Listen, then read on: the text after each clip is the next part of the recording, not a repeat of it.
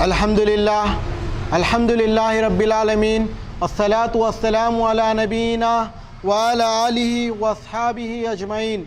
औज़ु बिल्लाहि मिनश शैतानिर रजीम। या अय्युहल्लज़ीना आमनू खू अनफुसकुम व अहलीकुम नारा। औज़ु बिल्लाहि मिनश शैतानिर रजीम। रब्बि इश्रह ली सदरी व यस्सिर ली अमरी वहलुल उक़दतम मिन लिसानी यफ़क़हू क़ौली। अम्मा बाद। हाज़रीन जलसा, मेरे भाइयों, बुज़ुर्गों, मेरे दोस्तों, मेरे पर्दानशीन माँ और बहनों का मैं इस्लामिक तरीक़े से इस्तक़बाल करता हूँ। अस्सलामु अलैकुम व रहमतुल्लाहि बरकातुहू। अल्लाह ताला की सलामतें, रहमतें और बरकतें आप सब पर नाजिल हो, आमीन। सबसे पहले अल्लाह ताला का शुक्र है जो ये कायनात को बनाया है, जो कायनात का वो अकेला मालिक है जिसने ज़मीन और आसमान को पैदा किया और आसमान से पानी को उतारा और ज़मीन से हमारे लिए अनाज को पैदा किया। अल्हम्दुलिल्लाह, वो आखिरत का मालिक है। दुरूद व सलाम हो प्यारे नबी मोहम्मद सल्लल्लाहु अलैहि वसल्लम पर। आज का मेरा उन्वान है मुसलमानों की ज़िम्मेदारी। ये एक ऐसा ज़रूरी उन्वान है, जैसे कि हमारे को मालूम है, जैसे कि हमारा माशरा है उसमें हम असल चीज़ जो है ज़िम्मेदारी भूल चुके हैं। तो इसीलिए ये उन्वान को मैंने लिया हूँ कि मुसलमानों की ज़िम्मेदारी। इस मुसलमानों के अंदर औरतें भी हैं और मर्द भी हैं, मतलब हमारे बहनें भी हैं और भाई भी हैं, दोनों को मिलाकर मैंने मुसलमानों की ज़िम्मेदारी, तो जो ज़िम्मेदारी है मैं उसको आपके सामने इंशाअल्लाह ताला रखना चाहता हूँ।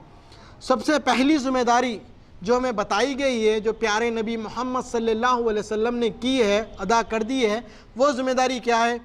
सबसे पहले दावत की। जैसे कि अल्लाह के रसूल सल्लल्लाहु अलैहि वसल्लम ने तौहीद के बारे में लोगों को बताया।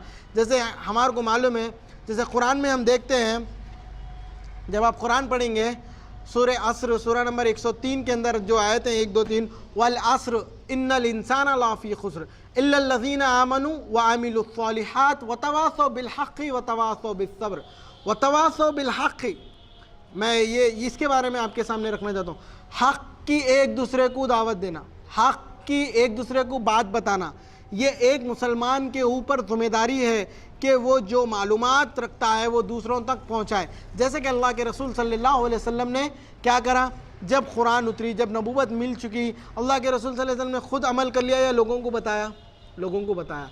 तो ये मुसलमानों की ज़िम्मेदारी है कि लोगों को वो चीज़ के बारे में बता दिया जाए जो चीज़ के बारे में लोगों तक नहीं पहुंची है। जैसे कि कुरान के तालीमात हो, जैसे कि हदीस हो, जैसे कि घर का माहौल, हर वो चीज़ लोगों के सामने बयान करे, लोगों को बताए। ये हर वो मुसलमान अफराद की ज़िम्मेदारी है। उसके बाद जैसे कि मैं शुरू खुतबे में पढ़ा हूँ कुरान की आयत, या अय्युहल्लज़ीना आमनू, ऐ ईमान वालो, खु अनफुसकुम व अहलीकुम नारा। जब ये आयत जब नाजिल हुई तो इसको मुखातिब अल्लाह रब्बुल आलमीन ने किसको कर रहा है?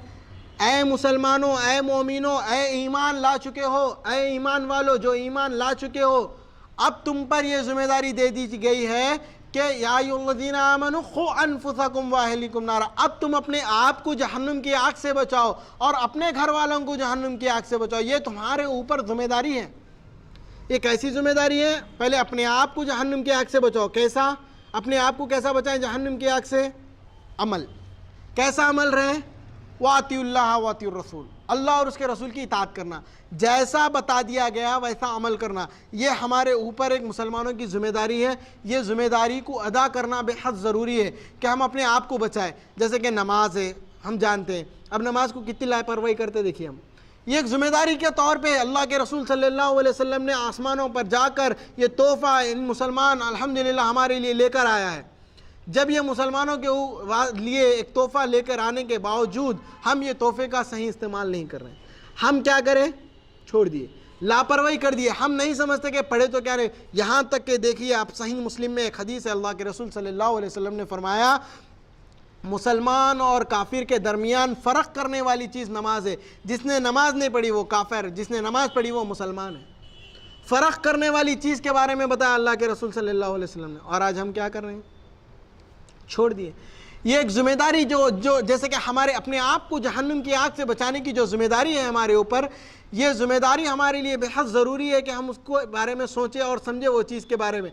ऐसा नहीं कि भाई बस चलो खैर जो भी है کر لیے نہیں کر لیے، ایسا نہیں. یہ ایک ذمہ داری ہے، وہ ذمہ داری کے لیے بے حد ضروری ہے کہ ہم ہمارا عمل کیسا رکھ رہے ہیں. یہ مسلمانوں کی ذمہ داری ہے. جیسے کہ نبی کریم صلی اللہ علیہ وسلم نے دیکھیے کیسی طریقے سے ذمہ داری نبھائی ہے. جب ایک یہود بچہ گھر پر مرتا ہوا رہتا، جب اس کی جان جاتی ہوئی، اس کے گھر پر فوری پہنچ جاتے اللہ کے رسول صلی اللہ علیہ وسلم، پہنچ کے کہتے قل لا الہ الا اللہ، ایک بار کہہ دے لا الہ الا اللہ. چھوٹا سا بچہ ہے، مر رہا ہے، وہ بچہ اپنے والد کی طرف دیکھتا ہے، کیا کروں میں؟ والد کہتا ہے کہہ دے جو محمد کہتے ہیں صلی اللہ علیہ وسلم، کہہ دے جو محمد کہتے ہیں. بچہ کہتا اشہد اللہ الہ الا اللہ اشہد ان محمد رسول اللہ. جب اللہ کے رسول صلی اللہ علیہ وسلم کہتے ہیں الحمدللہ آج میں نے اور ایک شخص کو جہنم کی آگ سے بچا لیا. اللہ اکبر. یہ ذمہ داری تھی مسلمانوں کی، جیسے کہ اللہ کے رسول صلی اللہ علیہ وسلم نے ایسی تربیت دی، ایسی تعلیمات دی کہ ہر ایک کا خیال رکھتے تھے. یہ ہماری ذمہ داری ہے، سمجھتے تھے کہ ہر ایک کو میں اسلام کے بارے میں بتاؤں، یہ ذمہ داری محسوس کرتے تھے. آج ہم خود تو عمل نہیں کرتے، نہ کہ دوسروں تک پہنچاتے ہیں وہ چیز. کوئی چیز معلوم ہوتی ہے تب بھی ہم دوسروں تک نہیں لے کے جاتے ہیں، وہ چیز چھوڑ دیتے ہیں ہم. تو کیا ہم اہل و عیال کو بچائیں گے؟ کیا گھر والوں کو ہم جہنم کی آگ سے بچائیں گے جب خود ہم بچنے کے چانسز کم ہیں کہ ہم جہنم سے بچیں؟ یہ ایک مسلمان کی ذمہ داری ہے کہ اپنے آپ کو بچائے جہنم کی آگ سے اور اپنے گھر والوں کو بچائے جہنم کی آگ سے. دیکھیے آپ اللہ کے رسول صلی اللہ علیہ وسلم کے تعلیمات کہ کیسی فکر کرتے تھے اللہ کے رسول صلی اللہ علیہ وسلم. ہر ایک کے بارے میں، امت کے بارے میں، صحابہ کے بارے میں، وہ آپ جتنے بھی چیزیں لے لیجئے، ہر ایک کے بارے میں فکر کرتے تھے اللہ کے رسول. آج ہمارے پاس سے وہ فکر چلے گئی. تو یہ مسلمانوں کی جو ذمہ داریاں ہیں، یہ سب سے بڑی ایک ذمہ داری ہے کہ وہ لوگوں کو توحید کے بارے میں بتائے، توحید کے بارے میں بتائے کہ شرک نہ کرے، لوگوں کو سمجھائے. کیونکہ اللہ کے رسول صلی اللہ علیہ وسلم کا فرمان ہے 3 قسم کا 3 درجے کا ایمان ہوتا ہے. پہلے درجے کا ایمان وہ ہے جب کوئی برائی دیکھتا تو اپنے ہاتھ سے روکتا، جا کر اپنے ہاتھ سے روکتا. جب کوئی برائی دیکھتا، دوسرے درجے کا ایمان یہ ہے کہ جب کوئی برائی دیکھتا تو جا کر اپنی زبان سے روکتا. پہلے درجے کا ایمان اپنے ہاتھ سے روکا، دوسرے درجے کا ایمان اپنی زبان سے روکا، تیسرے درجے کا ایمان یہ ہے کہ دل میں برا جانا. کچھ لوگ تو ایسے ہیں کہ یہ 3 درجے کے بھی ایمان اس کے پاس موجود ہی نہیں ہے، وہ سوچتا کہ جان دو مجھے کیا کرنا ہے، جو کر رہا کر لے. ایسے لوگ بھی الحمدللہ موجود ہیں. کیا کہیں گے ان لوگوں کے بارے میں؟ استغفر اللہ العظیم، اللہ خیر کرے ایسے لوگوں. تو بہت ضروری ہے کہ مسلمان کا ایمان ہو کہ جب برائی دیکھے. اسی لیے اللہ رب العالمین قرآن میں فرماتا ہے کنتم خیر امت اخرجت للناس تأمرون بالمعروف وتنہون عن المنکر وتؤمنون باللہ. تم بہترین امت ہو. کس لیے؟ اس لیے کہ تم لوگوں کو نیکی کی طرف بلاتے ہو اور برائی سے روکتے ہو. یہ تم پر ذمہ داری ہے. کیوں؟ کیونکہ تمہیں بنا دیا گیا اشرف المخلوقات، تمہیں بنا دیا گیا مسلمان. اب تم پر یہ ذمہ داری دے دی گئی کہ تم کنتم خیر امتین کا یہ درجہ ادا کرے کہ لوگوں کو برائی سے روکے اور نیکی کی طرف لوگوں کو بلائے. وَتُؤْمِنُونَ بِاللَّهِ، اللہ کے خاطر، اللہ کے لیے. یہ تم پر ذمہ داری ہے، تم مسلمان ہیں، یہ تم پر ذمہ داری دے دی گئی ہے کہ تم لوگوں کو برائی سے روکے، نیکی کی طرف لوگوں کو بلائے. اسی لیے جیسے کہ ہم کچھ عمل کرتے ہیں تو دکھاوے کو، عمل بھی کرتے ہیں دکھاوے کو. اللہ تعالیٰ فرماتا ہے قرآن میں قُلْ إِنْ صَلَاتِي وَنُسُكِي وَمَحْيَايَ وَمَمَاتِي لِلَّهِ رَبِّ الْعَالَمِينَ. آپ کہہ دیجئے اللہ کے رسول صلی اللہ علیہ وسلم، آپ کی نماز، آپ کی قربانی، آپ کا جینا، آپ کا مرنا خالص اللہ رب العالمین کے لیے. اللہ اکبر. دیکھیے آپ، ہم کوئی عمل کرتے ہیں دکھاوے کے لیے. یہاں کہا جا رہا ہے کہ آپ کہہ دیجئے، آپ اعلان کر دیجئے، آپ قل کہہ دیجئے، اعلان کر دیجئے سارے لوگوں میں کہ آپ کی نماز، آپ کا روزہ، آپ کی قربانی، آپ کی نماز، آپ کی قربانی، آپ کا جینا، آپ کا مرنا، ہر وہ پل آپ کا گزارنا خالص اللہ رب العالمین کے لیے، اس کے علاوہ کسی کے لیے نہیں. اللہ اکبر. اور آج ہم ذمہ داریوں سے بھاگتے ہیں، اس کے علاوہ ہم یہ کرتے ہیں، کچھ عمل کرتے ہیں تو ہم دکھاوے کے لیے کرتے ہیں، اللہ کے لیے نہیں کرتے ہیں. چاہے ہم نماز پڑھتے ہیں تو لوگوں کو دکھائیں، چاہے ہم کوئی قربانی کرتے ہیں تو لوگوں کو دکھائیں. قربانی کے معنی یہ بھی آتا ہے کہ ہر وہ قسم کی قربانی کرنا. جیسے کوئی بندہ فجر میں اٹھ رہا ہے، نیند کی قربانی دے کر نماز ادا کر رہا ہے. کوئی بندہ دور دراز سے پیدل چل کے آ رہا ہے، قربانی دے رہا ہے اللہ کے خاطر، اللہ کی رضا کے لیے. ہر وہ عمل کر رہا ہے صرف اللہ کی رضا کے لیے. وَمَحْيَايَ وَمَمَاتِي لِلَّهِ رَبِّ الْعَالَمِينَ. جینا اور مرنا بھی اللہ کے لیے. اللہ اکبر. آپ کس کے لیے جی رہے ہیں؟ آپ اپنے لیے جیتے ہیں. آپ جیتے ہیں اپنے لیے کہ میں فلاں کر لوں فلاں کر لوں, اتنا بھاگ دوڑ, آخر میں کہاں پہنچتے ہیں آپ؟ وہی مٹھی کے گڑھے میں. جو 2 گز زمین لے کر جاتے ہیں وہیں پہنچتے ہیں آخر میں.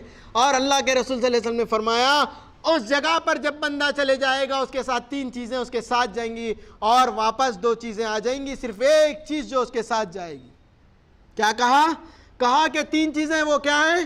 پہلی چیز جائے گی تو اس کا مال اس کے ساتھ جائے گا, دوسری چیز جائے گی اس کی اولاد اس کے ساتھ جائے گی, اور تیسری چیز جائے گی اس کے نیک اعمال اس کے ساتھ جائیں گے, اور 2 چیزیں واپس آ جائے گی, اس کا مال اور اس کی اولاد واپس آ جائے گی. اللہ اکبر. صرف اس کے اعمال اس کے ساتھ جائے گی اور کوئی چیز نہیں جائے گی اس کے ساتھ. اللہ اکبر. دیکھیے آپ, تو یہ ہم پر ذمہ داری ہے کہ ہم دیکھنا چاہیے کہ ہم لوگوں کو بتائیں. سب سے پہلی ذمہ داری جو ہم پر دی گئی ہے کہ لوگوں کو بتائیں, اور اس کے بعد کی ذمہ داری ہے کہ ہم اپنے آپ کو جہنم کی آگ سے بچائیں اور اپنے گھر والوں کو جہنم کی آگ سے بچائیں. گھر والوں کو بچانے کا معنی یہ ہے کہ گھر والوں کو کس طریقے سے بچائیں. گھر والوں کو دیکھیے آپ, اللہ کے رسول صلی اللہ علیہ وسلم نے کہا کہ اے فاطمہ, اے میرے قبیلے کے لوگ, اے سن لو سارے لوگ کہ تمہیں جو کچھ چاہیے تم مجھ سے مانگ لو, میں تمہیں سب کچھ دینے کے لیے تیار ہوں, مگر یہ نہ سمجھنا کہ میں تمہارا والد ہوں, آخرت میں تمہارے لیے کچھ کام آؤں گا, میں کوئی کام نہیں آ سکتا ہوں. اللہ اکبر. دیکھیے آپ, ایک فکر, ایک بتانے کی تعلیم, ایک تربیت ایسی دی گئی ہے. اور آج ہم چھوڑو خیر دیکھیں گے وقت کے حساب سے کیا ہوتا. ایسے باتیں کرتے ہیں کہ زبان سے کچھ باتیں نکل جاتے ہیں, ہم اس کو غور تک نہیں کرتے. یہاں تک معلوم ہونا ہمارے لیے بے حد ضروری ہے. اللہ کے رسول صلی اللہ علیہ وسلم نے فرمایا کہ بندہ جنت میں جاتا ہے, یہاں تک پہنچ جاتا ہے کہ اگلا قدم اس کا جنت میں رہتا ہے, اس وقت پر اپنی زبان سے ایک ایسا کلمات نکال دیتا ہے, اللہ تعالیٰ اس کو اس جگہ سے اٹھا کر جہنم کی آگ میں پھینک دیتا ہے. اللہ اکبر. اللہ ہم سب کو بچائے. اور ایک بندہ جہنم میں جاتا ہے اور اتنا قریب پہنچ جاتا ہے کہ اس کی زبان سے ایک کلمہ ایسا پہنچ جاتا ہے, اللہ کو اتنا پسند آتا ہے, اس جگہ سے اٹھا کر جنت میں ڈال دیتا ہے. تو آپ کی زبان سے آپ جو منمانی آئے نہیں کہہ سکتے, صرف وہی کہنا ہے جس کی اجازت دی گئی ہے, جس کے بارے میں کسی کو کوئی تکلیف نہ ہو, اسلام کے خلاف کوئی چیز نہ ہو. تو آپ دائرے اسلام میں رہ کر زبان کا استعمال کرنا چاہیے, وہی بولنا چاہیے. تو یہ مسلمانوں کے جو ذمہ داریاں آپ دیکھتے ہیں, جیسے کہ اس کے بعد آپ دیکھیے خلیفہ کے ذمہ داریاں کس طریقے سے نبھائے. سب سے پہلے میں عمر بن خطاب رضی اللہ تعالیٰ عنہ کے چند قصے میں آپ کے سامنے رکھتا ہوں. وہ ایک خلیفہ تھے, ان کو احساس تھا کہ میں اب ذمہ داری نبھانے کا وقت آ گیا, اب مسلمان کی کیا ذمہ داری ہونی چاہیے. وہ ایسی ذمہ داری نبھاتے کہ وقت کے خلیفہ ہے, گزر رہے ہیں ایک جگہ سے, ایک جگہ نظر پڑی, ایک شخص بیٹھ کر ہے باہر, گھر کے باہر بیٹھ کر ہے, بڑا مایوس شخص ہے. اس کو گیا, کہا کہ آپ کیوں مایوس ہیں, کیا پریشانی ہے آپ کی, مجھے بتائیے آپ کی پریشانی کیا ہے. شخص کہنے لگا آپ کون ہیں, جائیے, میں آپ کو کیوں بتاؤں. کہا کہ نہیں, مجھے جاننا ہے کہ آپ بڑے مایوس لگ رہے ہیں, کیا بات ہے بولیے, میں جاننا چاہتا ہوں, بتائیے مجھے کیا بات ہے. وہ شخص کہا کہ میری خاص بات ہے, میرا راز ہے, میں کیوں بتاؤں. کہتے کہ آپ کے راز میں شاید میں کچھ مدد کر لوں. لگتا ہے کہ اب تم جانے والے نہیں ہیں تو میں تمہارے کو ایک میرا راز بتاتا ہوں, مگر اس کو راز کو رازی میں رکھنا, کسی سے بتانا مت. کہتے کہ ٹھیک ہے, میں راز کو رازی میں رکھوں گا, کسی کو نہیں بتاؤں گا. وہ نہیں کہتے کہ میں عمر بن خطاب ہوں, میں خلیفۃ المسلمین ہوں, میں امیر المومنین ہوں. وہ نہیں کہتے, کہتے بتائیے کیا بات ہے آپ, ایک عام انسان. کہتے کہ میرے گھر پہ میری خوبصورت بیوی ہے, ایک ہٹا کٹا شخص ایک دن روزانہ آتا ہے اور میری بیوی کے ساتھ زنا کرتا ہے, اور میں سوچتا ہوں کہ کچھ کروں اس کو, مگر کچھ نہیں کر پاتا ہوں, میں کمزور ہوں, اور وہ چلے جاتا ہے, اسی طرح آتا ہے. وہ ابھی گیا ہے, تو میں بڑا افسوس کرتے ہوئے بیٹھا تھا. جب عمر بن خطاب کے کانوں میں یہ آواز جاتی, یہ بات سنتے دہل جاتے. کہتے کہ وہ دوبارہ کب آئے گا. کہتے وہ کل نہیں پرسوں آئے گا. ٹھیک ہے, وہ جب آئے اپنی بیوی سے کہنا کہ جو چراغ ہے اس کو بجھا دے اور اچھا سا کھانا بنا کر رکھے. وہ کہتے ٹھیک ہے, چلے جاتے. جب تیسرا دن آ جاتا, دوسرا دن آ جاتا, عمر بن خطاب پہلے سے آ کر چھپ جاتے.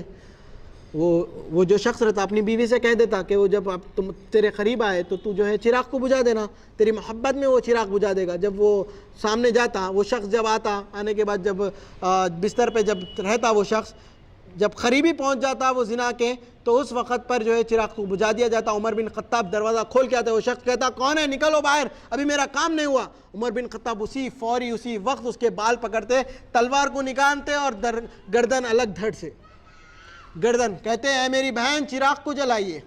جب چراغ جلاتے تو دیکھ کے کہتے الحمدللہ رب العالمین. پھر کہتے کھانا نکالو میری بہن, کھانا نکالے جاتے, کھانا کھا لیتے, اٹھ کر جاتے رہتے. وہ جو شخص رہتا رکتا, ذرا سنیے آپ ہے کون, آپ کس لیے میری مدد کیے, اور آپ کس لیے کہے کہ چراغ کو بجھائیے, چراغ کو جلائیے, اور جب آپ نے گردن کو دھڑ سے الگ کر دیا الحمدللہ رب العالمین, پھر کھانا بنا کے رکھنے کے لیے کہا, پھر کھانا کھا رہے ہیں اور چلے جا رہے ہیں, کیا مانج رہا ہے, کیا بات ہے, ذرا بتائیے, میرے سوالات کے جوابات دیجیے آپ.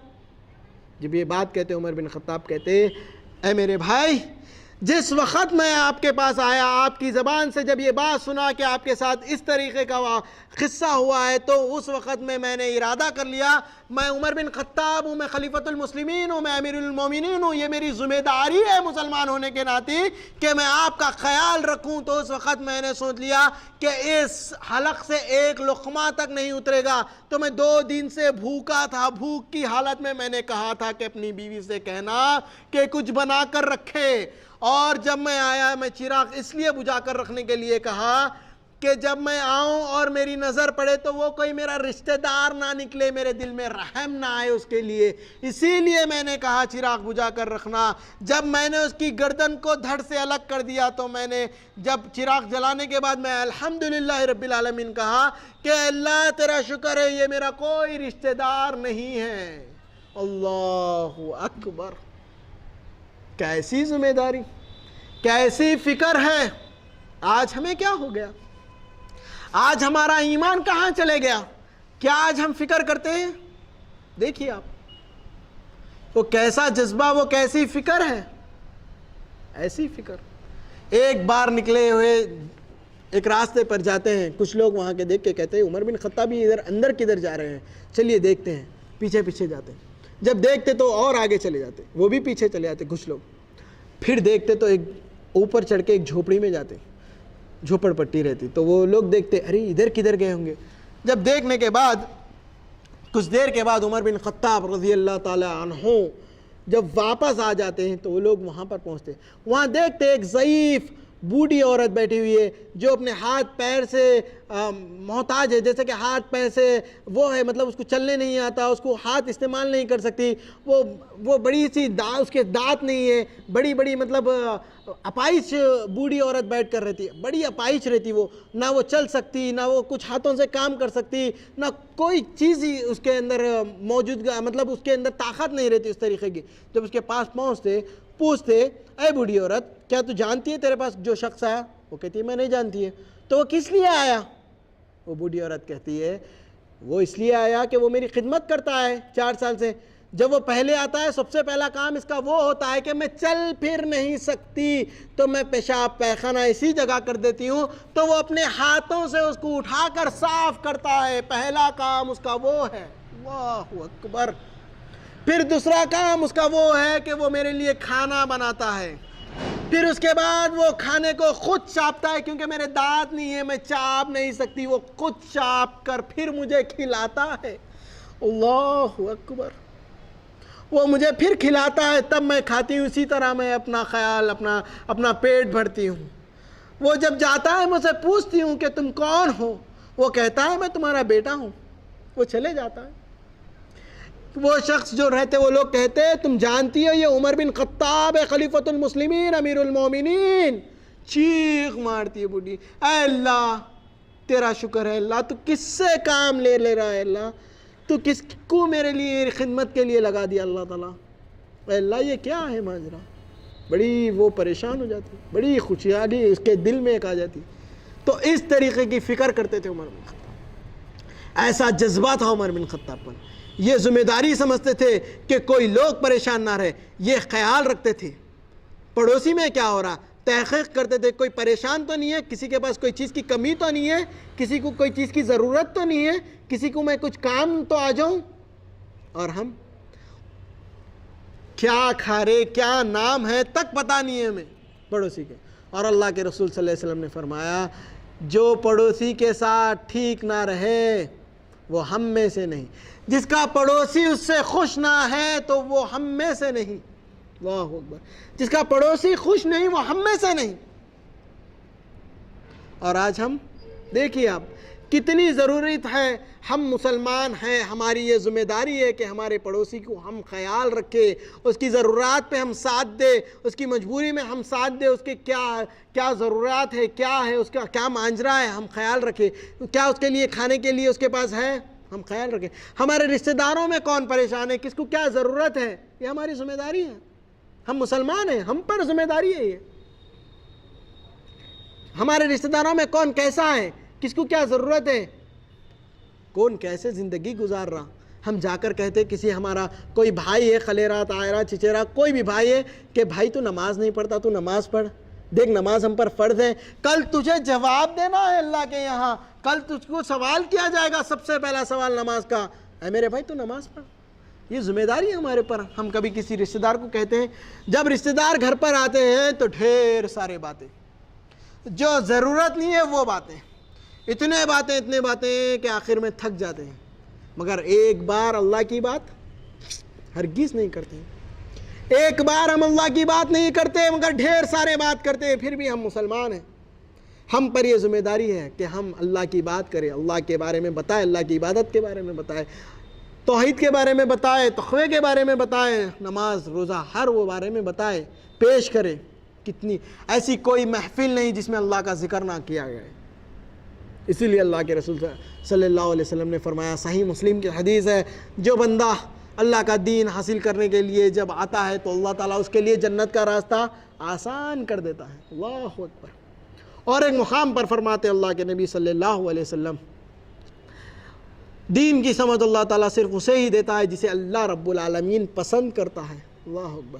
دیکھو آپ ذمہ داری سے پیچھے نہ رہیں، یہ آپ کے اوپر ذمہ داری ہے کہ آپ کیسی ذمہ داری نبھا رہے ہیں۔ آپ کو جاننا ہے کہ کیا چل رہا ہے ماجرا، کیا آپ کی بیوی نماز پڑھ رہی ہے، کیا آپ کی اولاد نماز پڑھ رہی ہے، کیا آپ کی بیٹی ٹھیک ٹھاک ہے، یہ آپ کے گھر پہ آپ کے والد والدہ کیسے ہیں، کیا وہ سود کے کاروبار میں ہیں، کیا وہ جھوٹ کہہ رہے، کیا یہ معاملات آپ دیکھنا چاہیے۔ یہ آپ کے اوپر ذمہ داری ہے۔ ایک مسلمان کی ذمہ داری ہوتی ہے کہ اس کے دوست کیسے ہیں، اس کے گھر والے کیسے ہیں، اس کے ملنے جلنے والے کیسے ہیں، کیا وہ دین سے دور ہے یا دین سے نزدیک ہے، کیا دین سے وہ کیسے دین میں کیسا عمل کر رہے ہیں، وہ اس کو معلوم ہونا ضروری ہے۔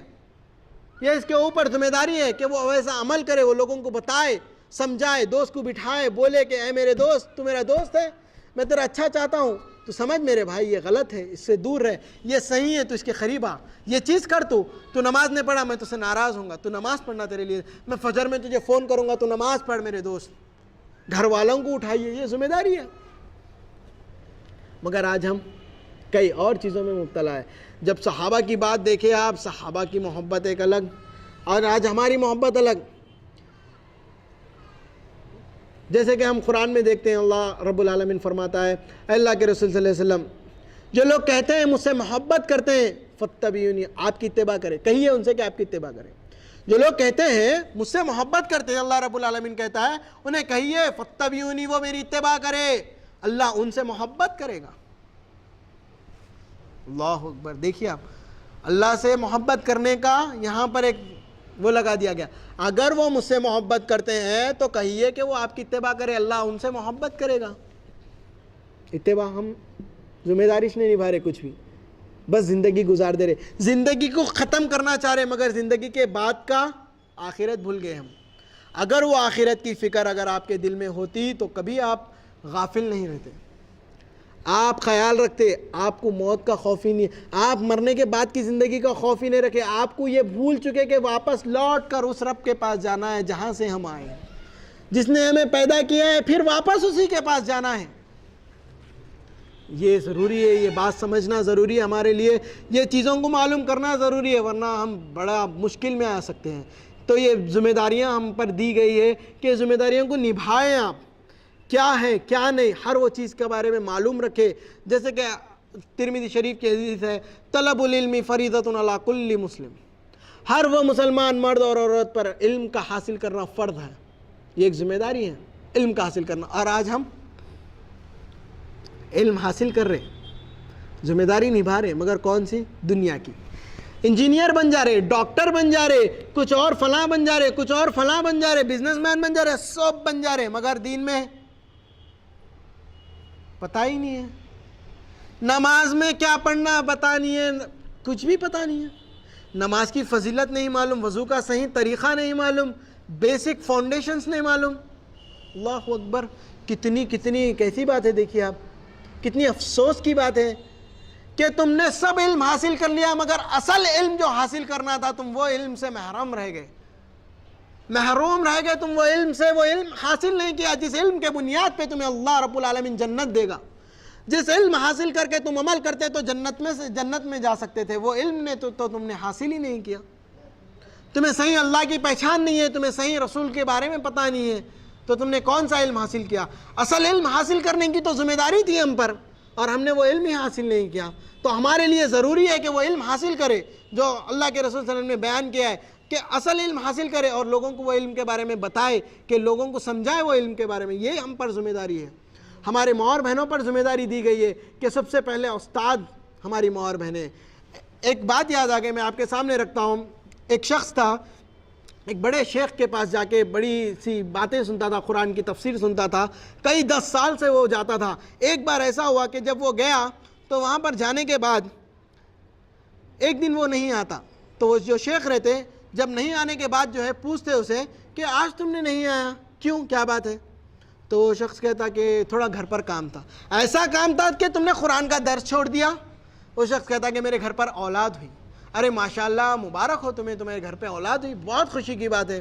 اور وہ شخص کہتا اے شیخ, کچھ نصیحت اور تربیت کے لیے کہیے میرے اولاد کے لیے. کہتے دیر ہو گئی, جاؤ. وہ شخص بڑا پریشان ہو جاتا, کہتا کیا دیر ہو گئی, میں جاننا چاہتا ہوں. کہتے دیر ہو گئی, جاؤ. وہ کہتا کیا دیر کیا ہو گئی, مطلب کل آپ نے کچھ ایسا کہہ دیا جو مجھ سے دیر ہو گئی؟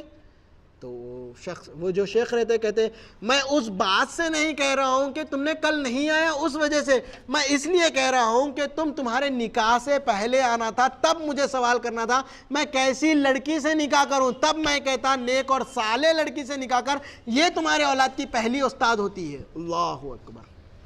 دیکھیے آپ, تو یہ ذمہ داری ہماری ماں اور بہنوں پہ ہے کہ اولاد کی صحیح تربیت کرے.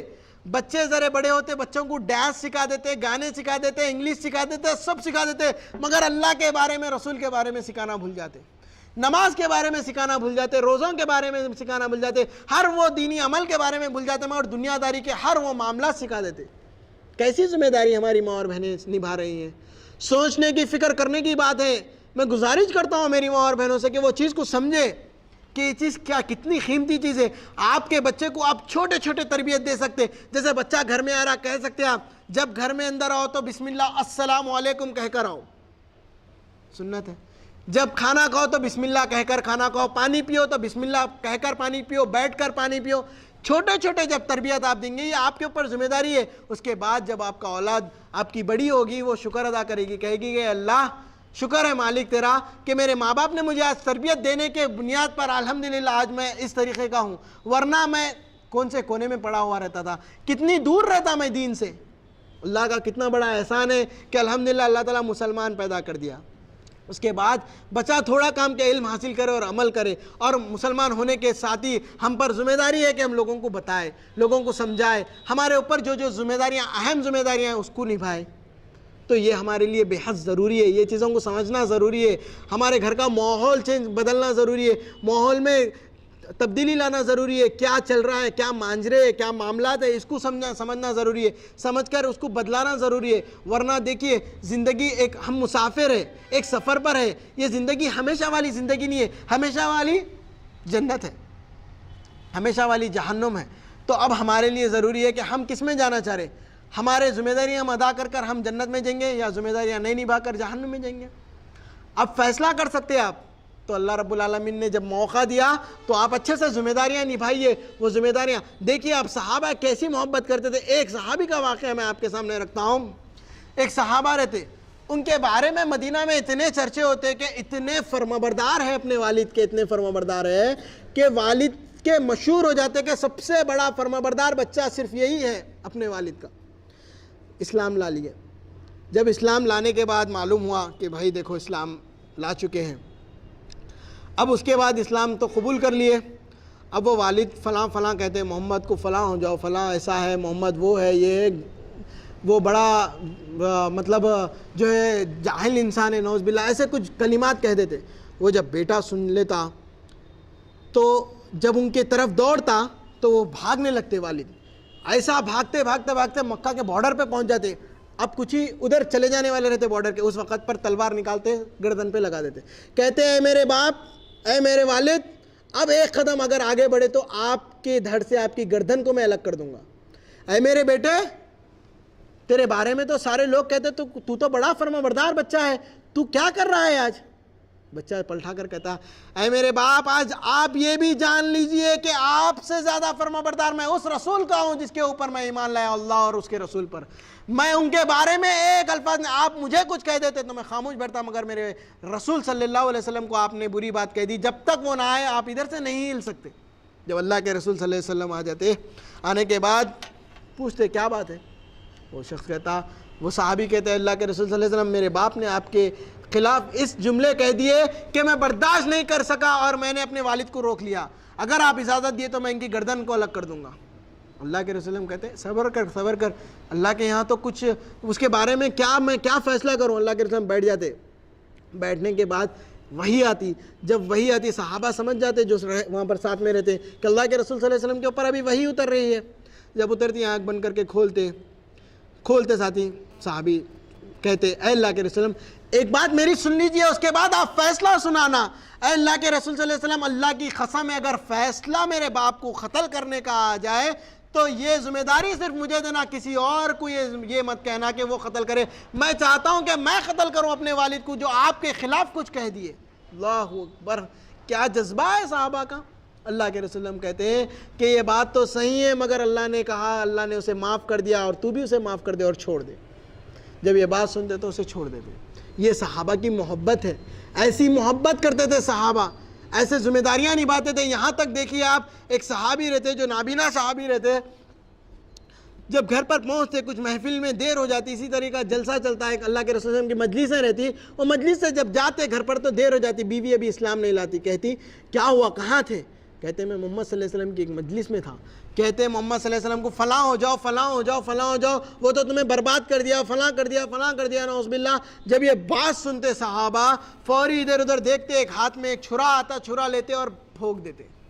تڑپ کر بیوی نیچے گر کر مرتی، مگر اسے کچھ نہیں کہتے۔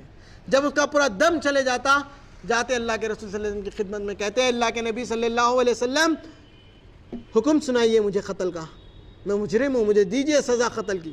صحابہ اور قتل پریشان ہو گئے، اللہ کے رسول صلی اللہ علیہ وسلم پوچھنے لگے کیا بات ہو گیا، کیا ماجرا ہو گیا؟ صحابی کہتے ہیں اللہ کے رسول صلی اللہ علیہ وسلم، اللہ کی قسم ہے اگر میری بیوی مجھے کچھ کہتی تو میں برداشت کرتا، میرے خاندان کو کچھ کہتی تو میں برداشت کرتا، مجھے میری اولاد کو کچھ کہتی تو میں صبر کرتا۔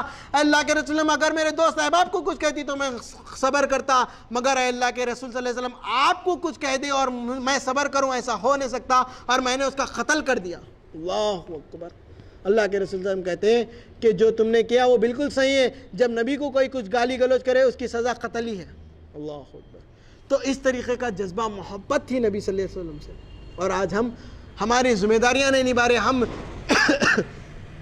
ہمارے گھر پر دیکھیے آپ، غیر عقیدے والے درگاہوں کو جانا، فلاں فلاں ایسے چیزوں میں مبتلا ہے، ہم انہیں روکتے تک نہیں ہیں۔ آپ صحیح ہو گے مگر آپ کے گھر والوں کو صحیح نہیں کرے۔ اللہ قرآن میں کہتا ہے اپنے گھر والوں کو جہنم کی آگ سے بچاؤ، اور آپ جہنم میں ڈھکل رہے ہیں۔ وہی لوگ کل کو پکڑیں گے۔ آپ کو معلوم ہونا چاہیے کہ ایک عورت 4 مردوں کو جہنم میں ڈال سکتی ہے، یہ مشہور بات ہے، پھر بھی میں آپ کے سامنے رکھتا ہوں۔ جب اللہ رب العالمین کہے گا ایک عورت کو، ایک لڑکی کو، ایک عورت کو کہے گا کہ اسے جہنم میں ڈال دو، وہ کہے گی سب سے پہلے اے اللہ رب العالمین میری کیا غلطی ہے، میرے والد کی غلطی ہے، میرے والد نے مجھے روکا ٹوکا نہیں، جب میں کوئی برائی کرتی تو میرا والد خاموش رہتا، میرے والد کی غلطی، میری کوئی غلطی نہیں، میری والد کو سزا دیجیے، مجھے کیوں سزا دیتے ہیں؟ جب یہ بات کہتی تو فرشتے کہتے ہیں اس کے والد کو جہنم میں ڈال دو، لیتے والد کو جہنم میں پھینک دیتے۔ اس کے بعد پھر وہ لڑکی کو، وہ عورت کو کہتے اب اس کو جہنم میں ڈالو. پھر کہتی ہے اللہ رب العالمین ابھی بھی میری غلطی نہیں ہے، میرا بھائی تھا، جب میں بے پردگی سے پھرتی تھی میرا بھائی مجھے روکتا نہیں تھا، جب میں کوئی غلط کام کرتی تھی تو میرا بھائی ٹوکتا نہیں تھا، یہ میرے بھائی کی غلطی ہے، میری غلطی نہیں ہے. اللہ تعالیٰ آپ میرے بھائی کو سوال کریے. بھائی کو لو جہنم میں ڈالو. فرشتے بھائی کو لیتے جہنم میں ڈال دیتے. پھر کہتے ہیں اب اس کو جہنم میں ڈالو. اللہ تعالیٰ ابھی بھی میری غلطی نہیں ہے، جب میرا والد شادی کر کے میرے شوہر کو دے دیا تو وہ شوہر کی ذمہ داری تھی.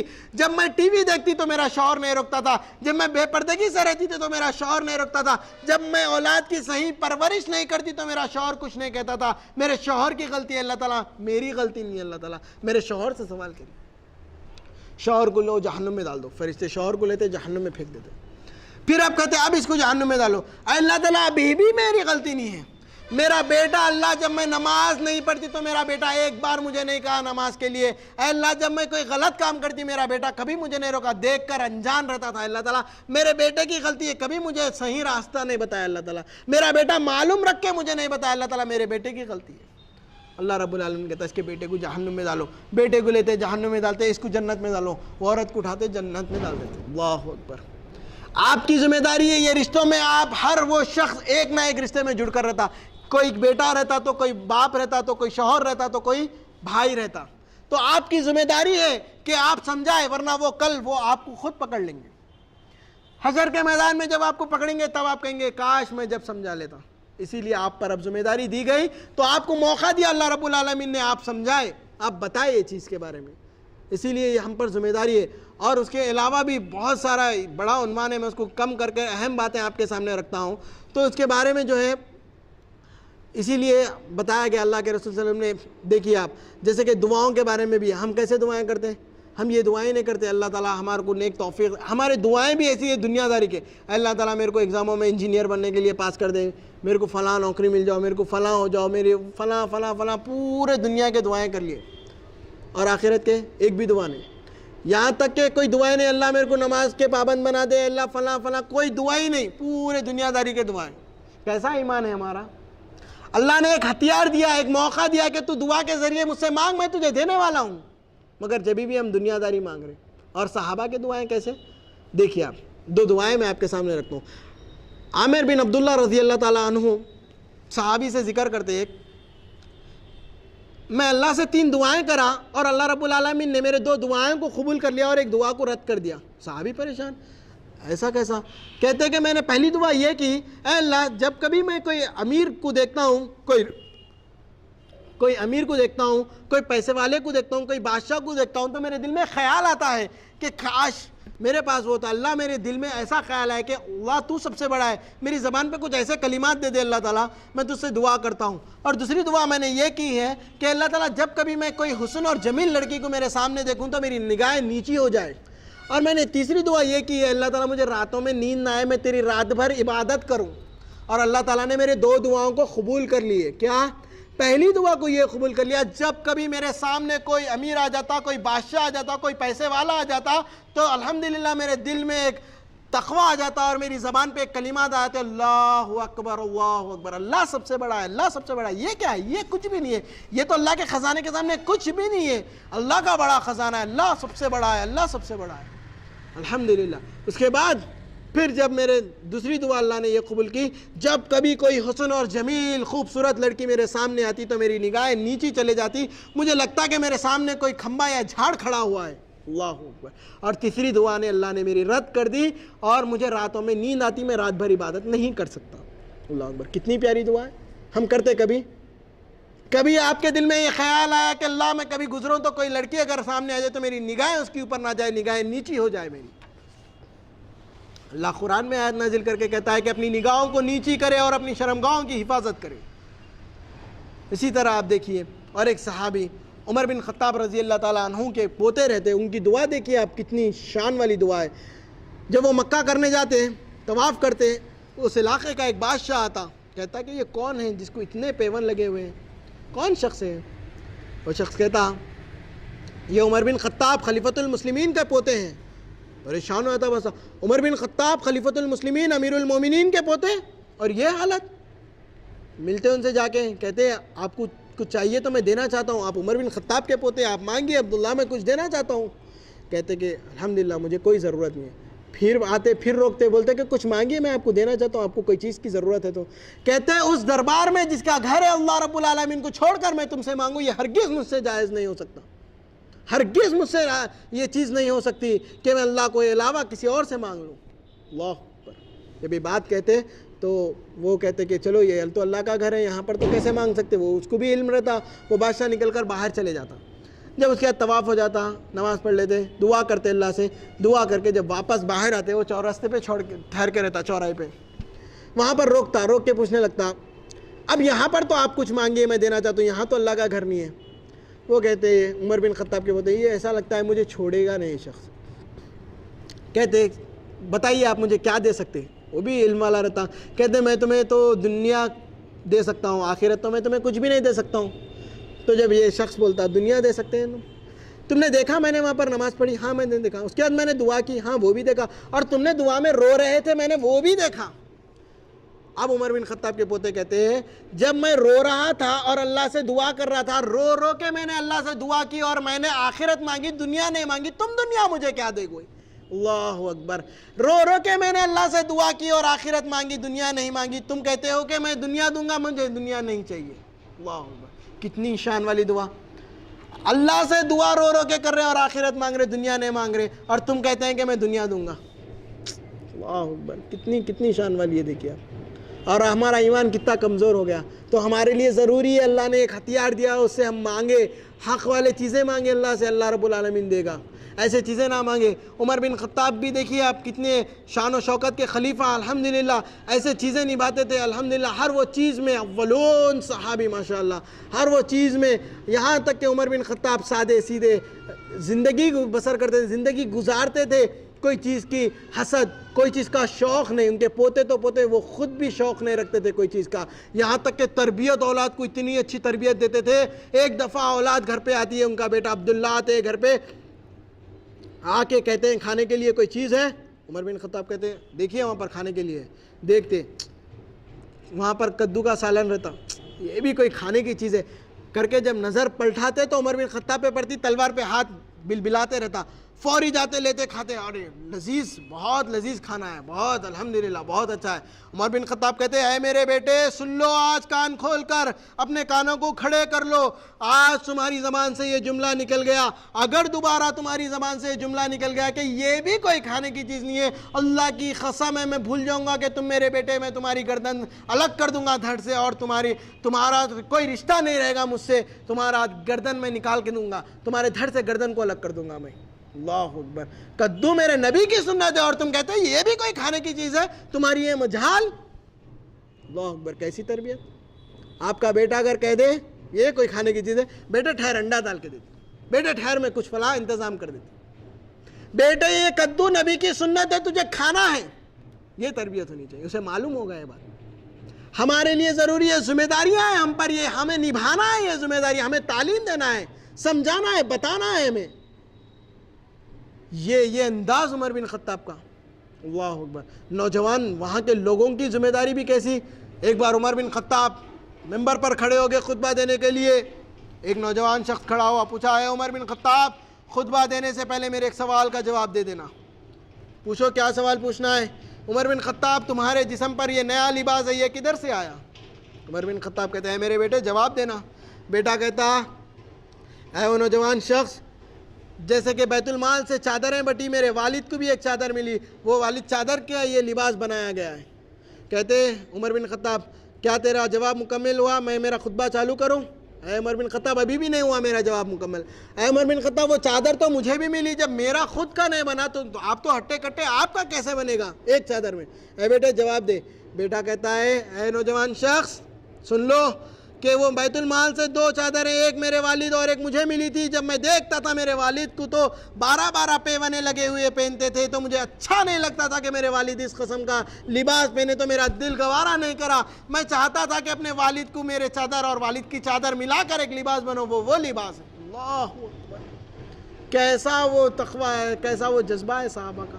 آج ہم اللہ رب العالمین نے پہننے کے لیے اچھے لباس دیے, کھانے کے لیے اچھا کھانا دیا, ہر وہ چیز دینے کے باوجود آج ہم اللہ کی عبادت سے محروم ہو گئے، اللہ کی عبادت سے پیچھے ہو گئے. اللہ رب العالمین نے ہر وہ چیز دینے کے باوجود ہم ناشکرے بن گئے. اللہ تعالیٰ کا ہم ناشکر ادا کرتے ہیں. اللہ کے رسول صلی اللہ علیہ وسلم نے فرمایا جب تم کسی کو دیکھو تمہارے سے زیادہ والے کو تو حسد مت کرنا، کم والے کو دیکھ کر شکر ادا کرنا اللہ کا. اللہ تیرا شکر ہے تو نے جو دیا الحمدللہ. اللہ اکبر. کتنی اچھی تعلیم تربیت دینے کے باوجود آج ہمارا کیا حال ہے دیکھیے آپ. آج ہم کیسا عمل کر رہے، نہ ہم ذمہ داریاں نبھا رہے، نہ کوئی چیز نبھا رہے. ہم جب اللہ رب العالمین نے ہر چیز دینے کے باوجود ہم اتنے پیچھے ہو گئے، نہ صحیح طریقے سے عبادت کر رہے، نہ صحیح ذمہ داریاں نبھا رہے. یہ ہم پر ذمہ داری ہے میرے بھائیوں، میرے بہنیں. سمجھیے آپ جتنا زیادہ سے زیادہ اسلام پر چلنے کی کوشش کریے.